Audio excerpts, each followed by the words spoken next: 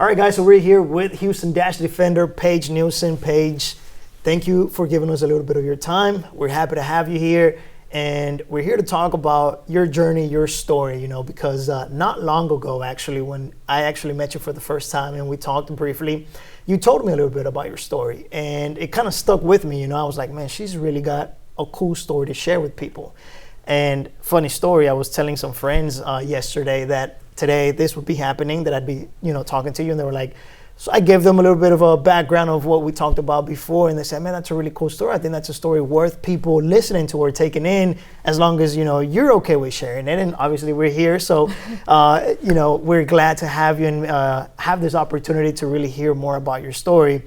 I'll pick up where we left off, and I think it's a very heartwarming story, right? Because you talked about usually you'd think turning pro when it comes to sports, playing sports, you'd think that's an easy decision, right? You'd be like, oh, that's a no-brainer.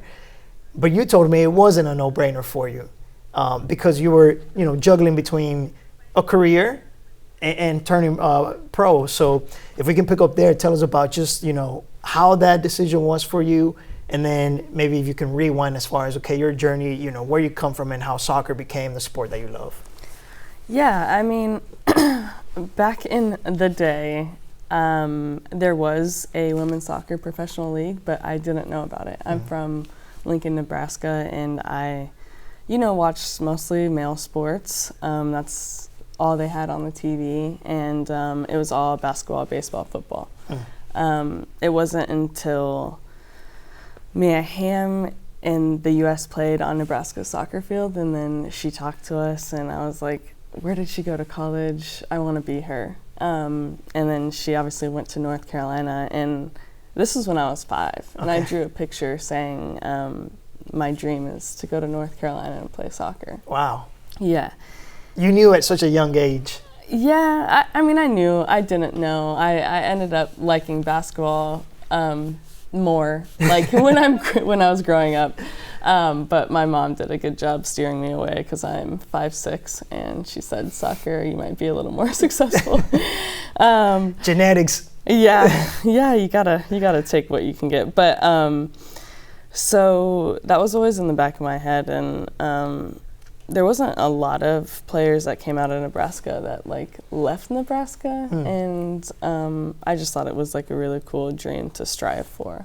Now most dreams now are, I want to be a professional. And a lot of kids right now are skipping college to be a professional. And I thank every single older player that has gone through really rough times to grow the league and get us to where we are now. It's incredible. Long story short, I went to North Carolina as a walk-on. And yeah, they didn't offer me a scholarship, but my mom was like, "We'll figure it out, honey." Yeah. And then I became captain by my senior year, and after that I thought I was just gonna take a job. I got in academically, and I got into the business school there, and I thought that was it. You play college soccer. It grows your character. It's some of the best feelings in the world, being so close with a team and winning championships and going through the rough times. So I took a job at Bank of America in New York. Okay. Yeah. But then that obviously didn't happen, and I played professional soccer for the next 9 years. Yeah. Okay. Did you study accounting, or what was it, banking? What was it that you were studying, and how did that job come about, that opportunity? And what happened when, you played 4 years in college. What happened there that you decided to go and pursue a career rather than playing soccer? Yeah, going back to my childhood, my mom was a single mom of 4 kids, and we were pretty poor. I was the most spoiled. I wouldn't say we were poor when I was growing up, but my older siblings definitely had a tougher childhood. She grew up in Superior, Nebraska, left that city, put herself through college, and got herself a great career, but it took hard times. She didn't really eat for 2 weeks just to feed her kids. Wow.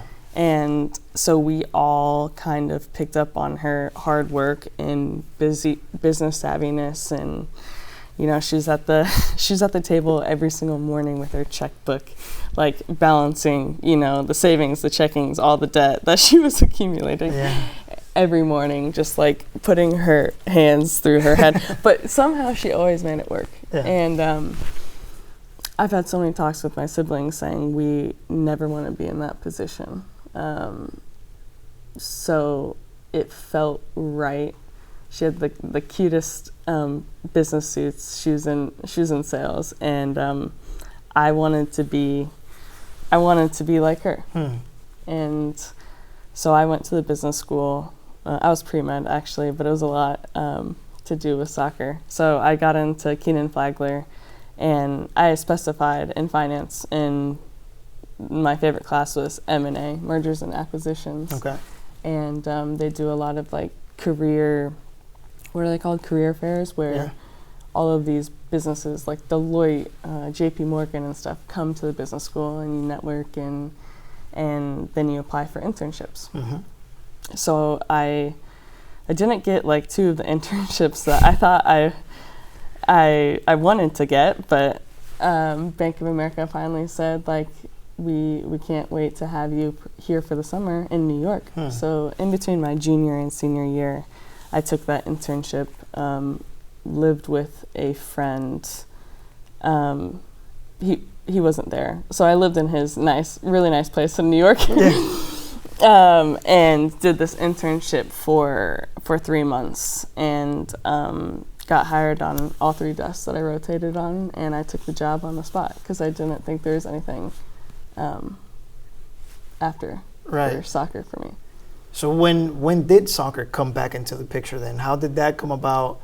I mean, this banking job, did you work it for a while, and then you said, did you just have a feeling where you're like, you know what, this isn't it for me, like something's missing, you know, there's not that burning fire inside me, or, you know, take me to that next phase where soccer comes into the picture again? Yeah. No, I loved my internship. Okay. I really did. That's why it made it really hard. I was good at it, and I like to do things that I'm good at. So going into my senior year at North Carolina, I was graduating early. I went in with a lot of credits and wanted to give scholarships to players coming in, but I actually, toward the end of the season, got an email from a German coach to go trial in Germany for Potsdam. Yeah. And just emailed Anson, the coach, and was like, you know, Paige would be a great fit for your team. So December, I'm done with school, and I went January to trial in Germany. This is like, I still don't think it's a real thing. I was very unpolished as a professional. Okay. I had all the right tool sets, but I wasn't a great passer, all of these different things. And I wasn't totally fit. I had a tough year that year. My mom passed through all of these internships in my senior year, and I was navigating so much, and I don't even know what I was doing, but I am a yes person, and I kind of just take the opportunities that come my way. Okay. That's what my mom always taught us. Otherwise, you won't get anywhere. Yeah. So I went to Germany, trialed for Potsdam for 2 weeks, and then they didn't sign me, and I was about to go on my flight back, but I made a friend at Potsdam and was like, no, you're really good. Go to Frankfurt to trial with another team. Okay. So I get on a train. This is in January. I have 2 big suitcases. You know, I literally don't know who to talk to or whatever. 2 big suitcases. I went to Frankfurt, trialed with the team, but they didn't really need a player. It was just like a favor. Okay. And I missed my flight, and I was like, shoot, I don't have any money to get back to the States. But during that time in Frankfurt, I got a text from a coach from Seattle Reign and said, if we drafted you, would you play in the States? And they didn't know this at the time, but I didn't get signed for these teams. Okay. So I was like, yeah. Yeah, right. But forgetting that I already accepted a job at Bank of America. So they were like, turn on your TV. Turned it on. The next pick was me, the 25th pick of the 2016 NWSL draft. Wow. So you're here in between starting a job in New York, then you're in Germany, trying out for 2 teams, and then you get a phone call. Before I get to, what were those emotions like in that moment, I want to talk about, how do you handle so much adversity or just so much going on? Because you did mention that, while your internship and, final years of college, your mom unfortunately passes away, and you just got so much going on at a young age. How were you able to just, stay afloat and keep your head above water per se, and just handle all of that? Yeah, I mean, there's a lot of things that have shaped who I am, but the biggest thing is my mom. Again, single mom, put herself through college, but she went through cancer twice. And to see her go through cancer, the first time in 7th grade, she had lymphoma. She always had a smile on her face, shaving her head. She was like, let's make it a good time. She was always concerned and wanted everyone else around her to be happy and didn't want her to burden anyone. And she never complained. The most positive role model I've ever seen, and she had so many reasons to complain. And then, excuse me if I get emotional. No, feel free. When the cancer came back, I was a junior in September. It was a really hard time for us. It was really aggressive, and I flew after my year at North Carolina to Seattle. She was getting a stem cell transplant from one of her twin brothers, and the way you see like you're the strongest role model you've had in your life fight for their life, that always stays with you, and nothing can like compare to like someone fighting for their life. Yeah. Does that make sense? No, for sure. And yeah, the doctor said she was by far the sickest one in the hospital, and they were like, it is a huge testament to who your mom is. Yeah. And at first, it was my goal to make her proud in everything I do, whether that means showing up to every single opportunity and being the most positive. But now she's shaped me to want to be the best person I can be every single day, best teammate, and that has contributed to my success, for sure. You mentioned just how she always smiled, right? There's been a few people in my life that I've come across that I always think back to, and I say, I don't know how they do it, but they're just always so positive, right? Because we deal with so many things, and we can get frustrated or whatnot. But there's been a few people that kind of resonate with what you just said. I mean, the way you describe your mom, they're just always smiling, always positive. And I've always thought, like, man, that's really cool. People that are like that, they're just like, angels per se, you could say, here on earth. Having said that, obviously, getting over a death is very difficult. Mourning someone's death, especially when it's your mom. I can't relate because I haven't experienced that, but I can just imagine how difficult that must have been for you. Despite the negative side of that, what is the positive to it? Like, whether it had been 4 years after or however long that process is to mourn and say, okay, you can, I don't want to say flip the page, but where you feel like, okay, you can at least be a functioning human being again, right? What is the positive side to that, would you say, that maybe you took from that experience? Yeah, I mean, I just had this conversation with my goalkeeper coach the other day, and we're like,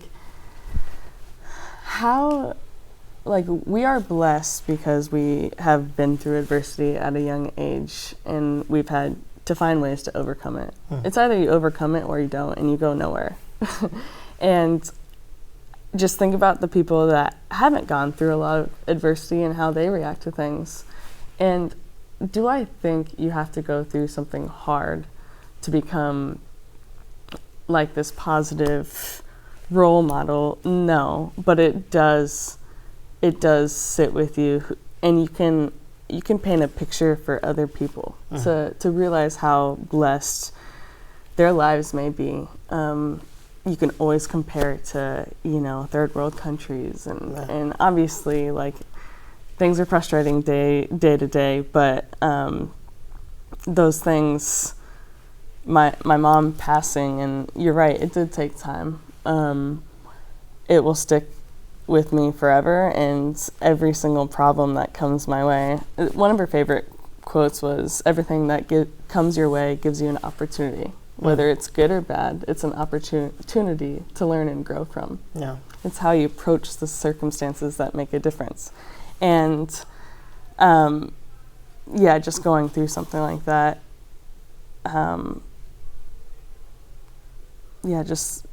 I hope makes me a decent individual, looking out, having a good outlook on life.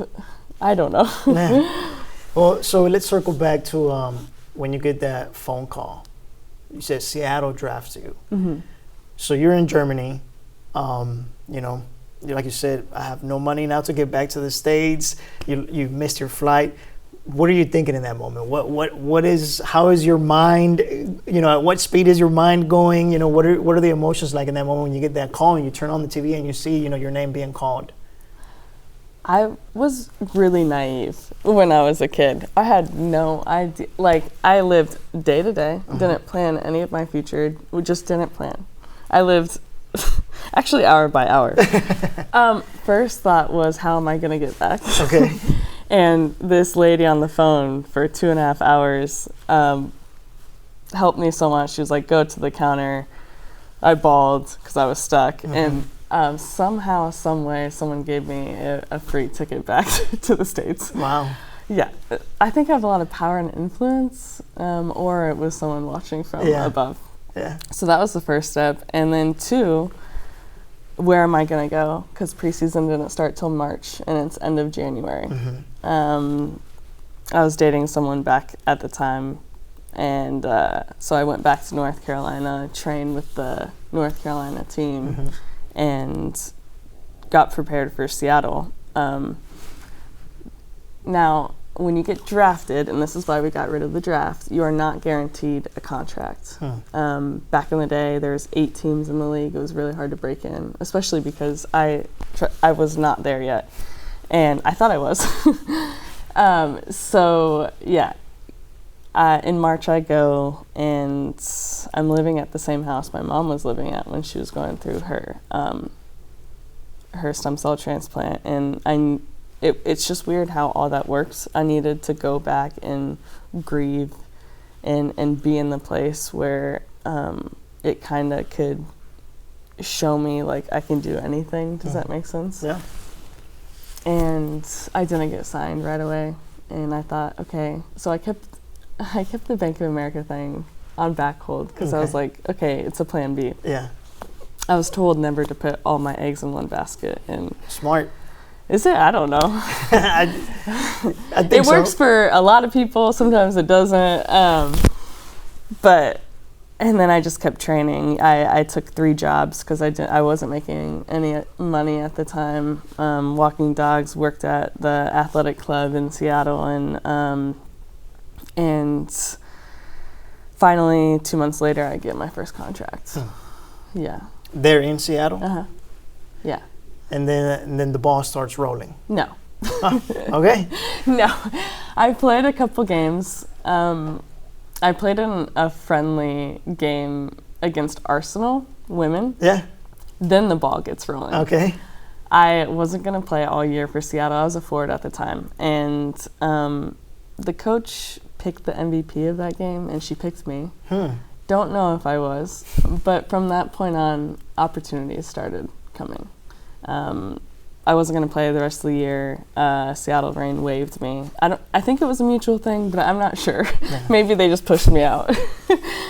But at the time, I got close to the players. This is before agents became a thing. Okay. And I got close to the players, and this girl, Keelan Winters, told me I should contact the Cyprus coach and go play Champions League. And then she also played in Australia. So she actually helped me find my next opportunities. So I went to Cyprus. Okay. Played in Champions League for 3 months. Nice. That was wild. Yeah. Wild. I can just imagine. Yeah. And we got like paid in cash and under the table. But Limassol and Ayia Napa, Cyprus is beautiful. Okay. And then after that, after the last game there, October 14th, my birthday, I flew to Australia October 15th and played at Western Sydney Wanderers. And this is my first year of professional. Okay. And Bank of America's still on the back burner. Wait, are they not calling and saying, hey, when's your first day? When are you showing up? Yeah. How are you able to keep this job, like, prolong it and just, and them not saying, hey, you know what, we're just not going to hire you after all? Yeah, I was able to keep it because not the one I accepted, which was the mortgage trading desk, because they were still mad. They thought I was making the wrong decision. Okay. Years later, he said, I messed up, that you made the right decision, by the way. But I don't know. It's always there. It's still there. I hope. Really? I don't know. Is that do you ever, like, think about it, like, I will still kind of want to do this, pursue that career? Yeah, probably not. But I like to know that maybe it's still there. But yeah, that was my first year. I was Germany, Seattle, Cyprus, and Australia, all within that year. So, and where else has soccer taken you? Because this is one of those sports that takes you a lot of different places. There's so many soccer players in the world. There's just so many. And there's so many levels to the game, Mm-hmm. Like, everybody thinks, okay, you hear Champions League or you hear, European football, Premier League and La Liga, Bundesliga, all of these. But Premier League has about 5 or 6 divisions itself, Yeah. And these players, when you're not playing in the Premier League level, you're playing in the lower divisions, a lot of them got to have, maybe part-time jobs, or they work and play. And it is a very, very difficult business per se. So yeah, just, where has soccer taken you? Because this is, again, there's so many players and it takes you different places where you learn different cultures, you learn sometimes different languages. You already mentioned, Germany, Seattle, Cyprus, Australia. So is that all, or has soccer taken you elsewhere, and what has it taught you? Yeah, that's not all. So I went back to Seattle. I had a good year with Western Sydney Wanderers as a midfielder. I played so free. I fell in love with the game, back in love with the game. And Seattle was like, come back. You've improved. We're going to probably sign you. Didn't probably, sign me. Okay. Yeah, they didn't sign me. But I went back. And it's like going back to your ex, right? Yeah, never do that. But no one was telling me not to do it. I had to make these decisions on the fly. And so I asked if I could still train with them. Okay. And my story is so weird, man. Still didn't have an agent, but some random person who became friends later DM'd me and said, hey, how would you like to play for South Korea? Or, like, not for South Korea, sorry, for a South Korean team. Okay. And I was like, maybe. Like, I want to play. Yeah. And I love Asian culture. I went to China during school for a crossover program, and I love a lot about Asian culture, so I was really fascinated. Yeah. But then during that time, I got 2 other offers, and it was with Sporting FC in Lisbon, Portugal. Uh-huh. I forgot what the other offer it was because it was really between those 2. Okay. And I don't know why I chose the team in South Korea. Everyone thought I was crazy, but I really wanted to go and travel Southeast Asia. And Sporting FC was really mad. They're like, we packed the house with fans. It's going to be such a good environment. But I chose the non-agent random friend to go to South Korea, and spent a year and a half there and loved it. It totally changed the way I play in the best way possible. Really? Like, it's so different and so technical, and their awareness and vision for the game, it made me the player I am today. What did you learn the most? Speaking, soccer, speaking on the field, what was it, the biggest thing that you learned over there? First touch is one of the most important things, and tactical awareness. I was, UNC kind of taught you to be a bulldog on the field, always pressing and being fit. And I'm so thankful that I had both of those experiences, because now I can kind of put them together and make smarter decisions, but while bulldozing at some points. Right, sometimes it's needed. Yeah. Yeah, no, it's a physical game. So I want to dive into that, because, there's been a few times, and even the first time that we spoke, you mentioned, I maybe wasn't as good as I thought I was, or you needed some polishing when it came to, your skill on the field. How did that come about? How did you make that happen to where, obviously you had to try out different clubs and all of that, but, take me through that journey as far as polishing your talent and your skills, where it got you to where you needed to be, to maybe create some stability in your career.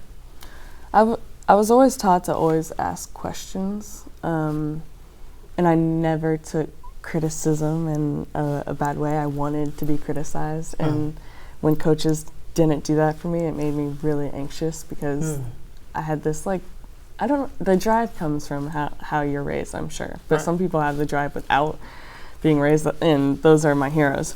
But so I was always taught to ask questions, ask for feedback, ask to be criticized on my game, and but the second thing is surrounding myself with better players. I think there are two concepts of how you want to go and be better. It's either being the biggest fish in the small pond, or a small pond in, is that right? Big fish in a small pond, or a small fish in a big one. Yeah. And I always felt like the small fish in a big pond. Okay. It works for some people. It doesn't. I know it's really hard for some people, but in every single team, I always got really close to the best players. Always did two-touch, did rondos in the morning, and I watched their game. And was that intentional? Is that something that you just, you were just always maybe ahead, or just that it's smart that you're like, you know what, if I want to learn, if I want to improve, I need to get close to these specific players? I don't think it was intentional. I think the best players on most teams love football the most. They love the game. Right. And I was obsessed with the game. Didn't always love it. North Carolina made me love it, and surrounding myself with like-minded people, where putting everything you have into it is actually really fun and not lame. But yeah, I don't think it was fully intentional. It was just, I always had a goal in the back. I set maybe unrealistic goals, and that's intentional. So being on the U.S. team, I was a walk-on at North Carolina. It doesn't really happen. I never got chosen for the youth development program. But when you do that, you just get so much better. You ask how those people made it on the U.S. team, and then kind of follow their footsteps. We didn't have, I wasn't most educated on how to be the best pro or whatever, but I had to keep asking, probably later than some people, when I was 23, 24. Yeah. It sounds like a lot of times throughout your whole journey, things, whether you run into some hurdles, but then you figure it out somehow. Or like you mentioned earlier, maybe someone's watching over you, right? It just seems like, things just happen to work out.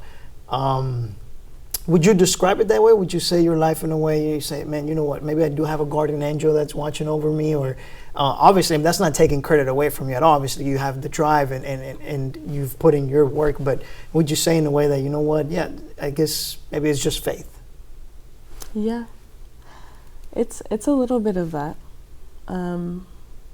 I've prayed to the heavens multiple times when I've been in a really dark spot. I feel like I'm kind of going over how hard some of these moments were. Quitting the game at one point, then signing my first contract in the U.S. with DC. I was in some dark places. My siblings already had the families of their own. I was the youngest in my mom's side of the family. I have two younger sisters on my dad's side of the family, but I felt lost a lot of times. What I think it isn't fully about hard work. It's what you're willing to sacrifice for the thing you love. I think there are a lot of players right now in this league don't fully know what it takes if you're not there yet to be the best version of yourself on the field. Because the leagues are only getting better. Everyone and their daughters are playing soccer, and it's only going to get harder. Yeah. But if you sacrifice a little more than someone to your right or left, it'll make you go a little further. So you just mentioned something that I didn't even know. So you mentioned you quit soccer at a certain point. And then after that, it's when you finally signed your first contract. Tell me about that. When did you quit? Why did you quit? Yeah. And then how you were able to, sign your first contract. Yeah, so right after South Korea, the year and a half, I accepted another contract in Australia for Canberra. And I went right to Australia after South Korea, and they wanted me to be a leader. They wanted me to help the team. I had just missed a PK in one of the semifinals for South Korea, and it was a really long year. I loved my experience there, but it does drain you when I learned the language, but not fully, where you can't have the deeper connections.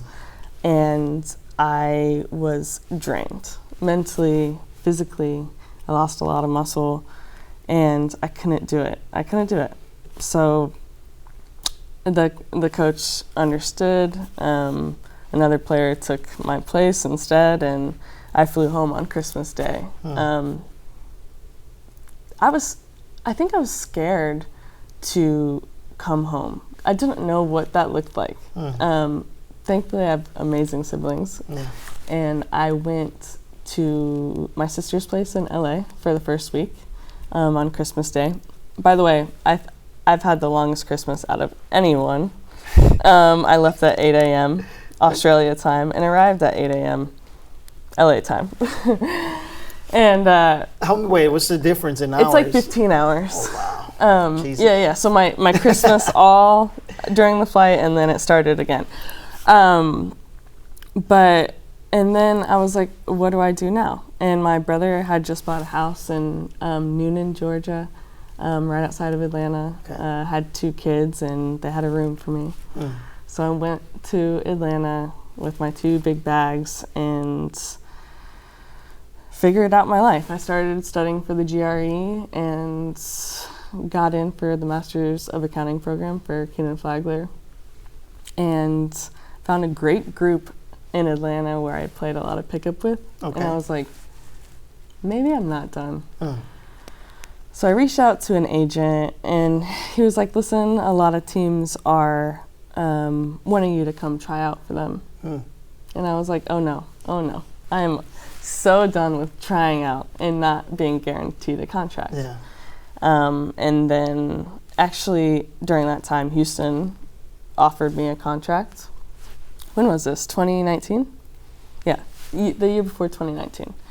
And when that happened, also other teams started offering me contracts. This is a month before this. I read the book, The Subtle Art of Not Giving an F. Heard about it. And it changed my life. Because you used to give a lot of Fs. And maybe it's more about being anxious over things, but I learned that it doesn't help anything, and things work out anyway. And of course I cared, but in a different way. And then DC offered me a contract, and I chose DC, and it was some of the best 3 years I've ever played soccer. All of what I just did and learned overseas made me this like incredible player, but also person, teammate, and leader. This happens when, I mean, because you mentioned 2019. So how many years after college? Because it took so many years. I mean, you graduate college, you go try out in Germany, you get a call from Seattle, you get drafted, you go to Australia, you go to Cyprus, you go to South Korea, there was possibility Portugal, you know, so, and then you quit for a certain time, and then finally, you know, DC, okay, you sign your first contract. How far ahead or how much, you know, how later was that? 411 on KHOU 11 News. I don't know what that was, but we can just, yeah, we'll pick up. Okay. Yeah, so how later was that, you know, after college when you finally get your first contract? Well, my second, because Seattle signed me for 2 months. Okay. And I Gotcha. played in 2 games. But that was a more real contract. I started January 2016. I graduated early in 2015. So it seems like a lot, but it was only like 3 years. Okay. And I didn't tell you about trials in Sweden and Spain. Wow. Okay. Yeah. How many languages do you speak? Yeah, like 6. Do you? No. No, languages weren't my forte. I was more of a math geek. But I'm still pretty good with Korean. Okay. If I just need to pop up a Korean drama and it all comes back to me. Oh, nice, nice. I know how to say cheers and hello in about 20 to 30 different languages. Really? Wow. Yeah. That's interesting. No, I mean, so going back to that question, you know, where soccer takes you, and there's just so many different people you meet and coaches and stuff. What would you say that is outside of the pitch, right? What would you say is the thing that soccer has given you the most that you've picked up, you know, just from playing the sport? Connecting to people from all different parts of the world. It's the most beautiful thing I could have ever asked for. In sports, connect people. They strip everything: race, culture, gender. It's like all the problems of the world hopefully go away. It doesn't always happen. At least for 90 minutes? Yeah. And everyone has the same goal. And I've met some incredible people that have helped me along the way, and I still follow their journeys. And it's the coolest thing that soccer has ever given to me. Yeah. All right, so you signed with DC, but you mentioned Houston actually was one of the teams that was offering you a contract. So you don't come to Houston, but then now you're here in Houston, so full circle moment. Now, you know, as you're talking, I'm a visual person, so I'm kind of like watching a movie here, if you will. Okay. I'm following your story. It's like reading a book. Maybe it's my storytelling. Your storytelling skills, yeah. So, I mean, tell me, we need to pick up from DC. You signed with DC, you go play over there, but then, I mean, you've also played in LA, was it? Mm-hmm. And then, you know, so just pick up from there. You signed with DC. What happens? I mean, it's like if we're reading a book, let's pick up from there. What happens and where does that lead to you now being here in Houston? Yeah, so we started like all over in DC, and I became the starting right center back for 2 years of that. It was the most fun I've ever had on a team. We were all really young, just vibing together. And then the third year I was on and off. I had a hamstring issue like all year, and I tried to play through it, and I was not playing well because it hurt so bad. I couldn't push off. And but the expansion draft was that year, at the end of the year. So you had San Diego and LA. And my sister lives in LA. I think she manifested this.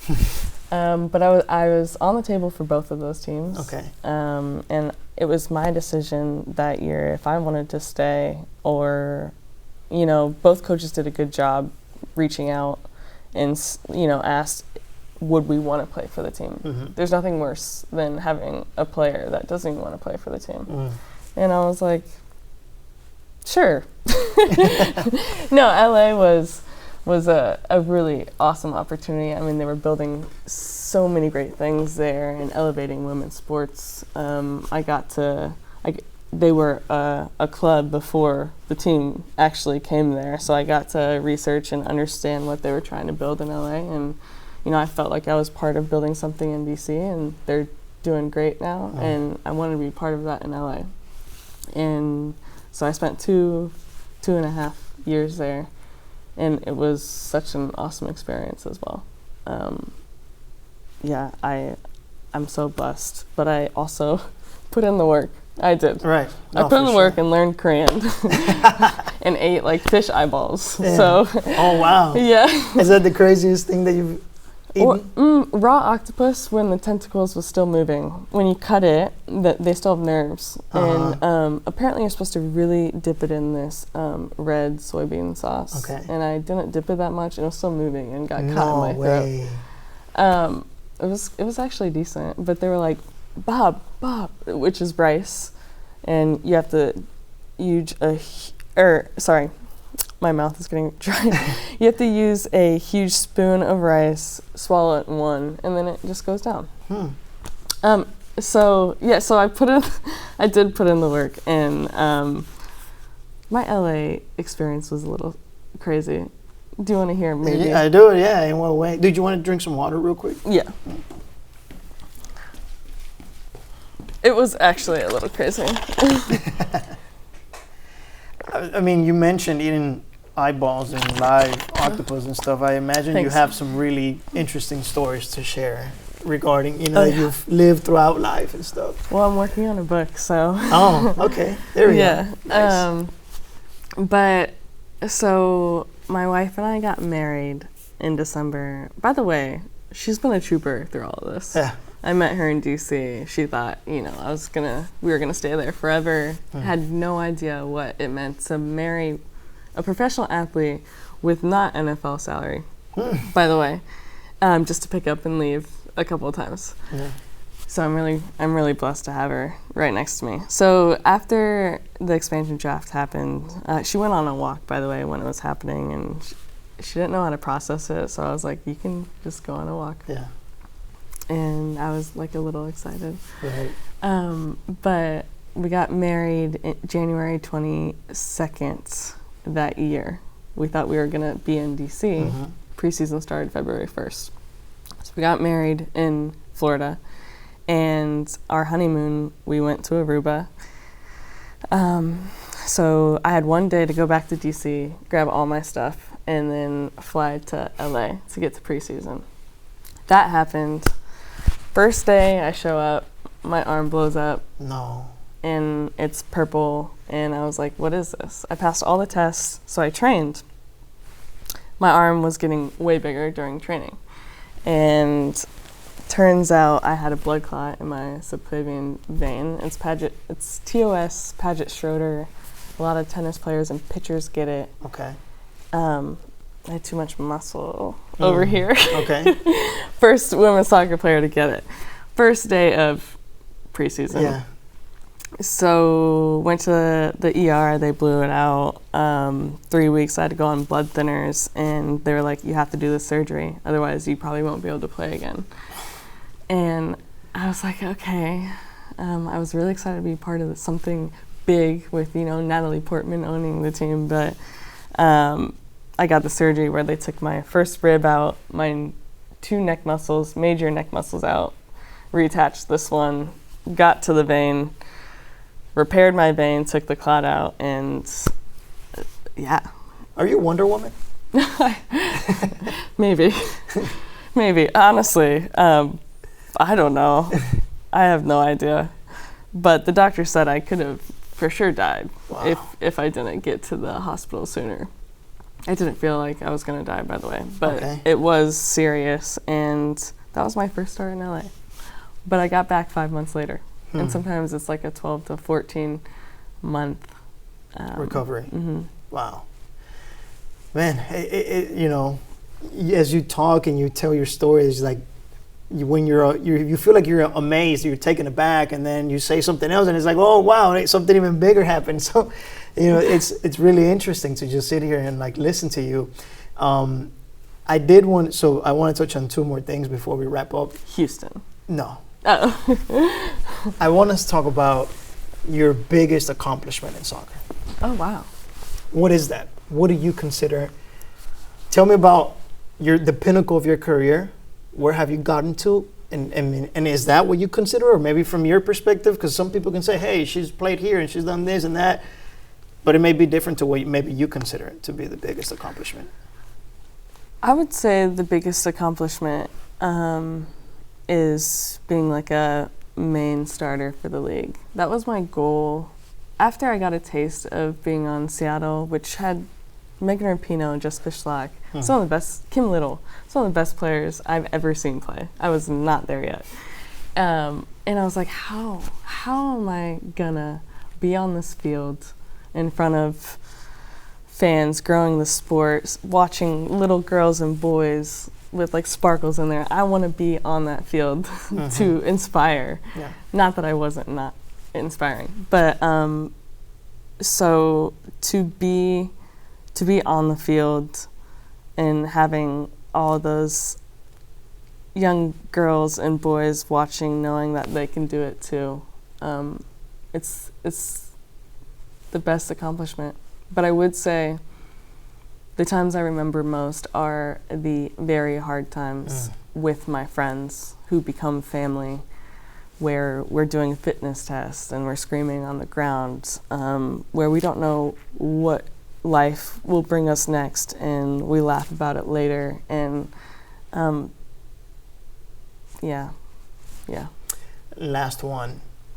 I want to circle back because I think I think you would agree that you would say you credit everything to your mom, with everything that she's instilled in you and how you've been able to just fight through adversity after adversity, and you would credit her for it. So I want to finish on that note, going back to your mom, and just, it's a 3-part question. Was it the right decision to pursue soccer instead of the career in New York? Do you dedicate everything to mom? And lastly, how often do you talk to her? Was it the right decision? Absolutely. I met the love of my life. I met the coolest people ever. And I completed my dream. I got to figure out what that dream is next. But to be a part of something so special, growing this league, and seeing people so excited for women's soccer is the best thing I could have asked for. And women's sports in general. It's getting so much better. And yeah, I mean, I would probably be rich by now. that not that I'm not. I'm rich in experiences. Yeah. There's a really good video out online saying, "Are you rich?" And he was like, "What do you mean by rich?" And he was like, "I'm rich in experiences." So I did pick the best decision. 2, I credit every single thing. I credit to my mom. I write her initials on my arm every single day, and even if she didn't have to fight for her life, she was the most loving, best supporter that just could do it all. And taught us that we could do everything we put our mind to. I mean, she would tell me crazy things that weren't true, like saying like I could be president one day. Yeah. But she would say those things and I would believe them. Yeah. And I would work so hard to get those things done. And so it's all her. It's all her. And if you met my other siblings, you would understand that she was an incredible mother and still is. Yeah. Because she's instilled everything she ever was in us. And yeah, everyone loved her. Neighbors, whatever. She would drop everything to help someone. We didn't have a lot of money, and she housed one of my brother's friends because he was having family issues. Like, she's incredible. And I talked to her. I less talk to her. I ask, what would Kathy do? A lot. In every decision I ever make. And it helps me so much. I have mentors too, but that is my ultimate deciding factor. And she would always say, just go for it. Like, whatever's deep, burning in your heart, just go for it. We have a really short life. It's beautiful, ephemeral, but it's short. And she taught me that. But I do write to her a lot. I write to her a lot, explaining like how blessed my life has become and thanking her for so many different things and writing down memories when we were kids. You remember the weirdest things when you're a kid. Like our turtle running away, and she just like was on the ground peeing her pants laughing, but my brother was so sad. I'm trying to visualize a turtle running away. They're so slow. Yeah, we went inside for like 5 minutes and it was gone. So it either ran away, a bird took it, or I don't know. And if he sees this, he'll comment too, because he still thinks about that turtle. But again, like there were hard years, but I'm so blessed to have had her as a mom for as long as I did. Well, Paige, I can definitely say that we need more Kathys in this world. Yeah, we do. Thank you for the time. Really appreciate it. Ladies and gentlemen, Paige Neilsen, Houston Dash Defender. She's got a book coming, so be on the lookout for that. And if you ever get a chance to stop her, I think you're a great conversation. I think, people would definitely enjoy to just have this moment, to talk to you and just listen to your stories. Thank you so much for having me on. This was good. I like talking about myself.